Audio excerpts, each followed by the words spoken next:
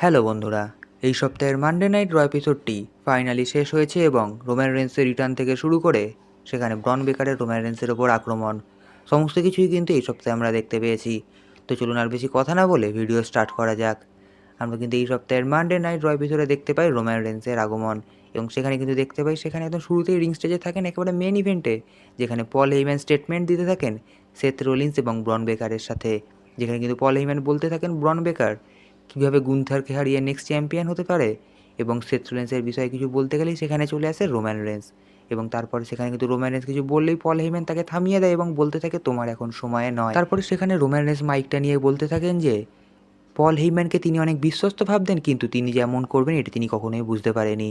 এবং পল হেইম্যানকে বলেন যে তিনি এখন বড্ড ভুল করতে চলেছেন, কারণ তিনি রোমান রেন্সের সঙ্গে বিট্রে করে ফেলেছেন। এই সমস্ত কিছু বলার পরেই কিন্তু সেখানে রোমান রেন্স ব্রন বেকার এবং ব্রনসন রিডের ওপর অ্যাটাক করতে থাকে। সুপারম্যান পাঞ্চ থেকে শুরু করে যখনই ব্রনসন রিডকে অ্যাটাক করবে সেখানে কিন্তু ব্রন বেকার এসে রোমান রেন্সকে একটি স্পিয়ার দিয়ে দেয় এবং ঠিক সেই সময় রোমান রেন্সকে বাঁচাতে চলে আসেন তার ভাই জে উসো এবং জে উসো এসে কিন্তু ব্রন বেকার এবং ব্রনসন রিডকে পুরোপুরিভাবে ডিস্ট্রয় করে দেয় সুপারম্যান পাঞ্চ এবং আমরা কিন্তু একেবারে শেষ পর্যায়ে আমরা দেখতে পাই ডবল স্পিয়ার, যেখানে কিন্তু রোমান রেন্স এবং জে উসো দুজন মিলেই ব্রন বেকার এবং ব্রনসন রিডকে স্পিয়ার দিয়ে দেয়। তো আগের সপ্তাহে র এপিসোডটাই কিছুটা কিন্তু আমরা এই সপ্তাহে দেখতে পেয়েছি। আগের সপ্তাহে আমরা দেখতে পেয়েছিলাম ব্রন বেকার এবং ব্রনসন রিড যেখানে জে উসো এবং সিএম পাঙ্ককে অ্যাটাক করছিলেন এবং সেখানে কিন্তু চলে এসেছিলেন রোমান রেন্স এবং তাদেরকে সেভ করে। এই সপ্তাহে কিন্তু রোমান রেন্সের ওপর তার অ্যাটাক করলে সেখানে চলে আসেন জে উসো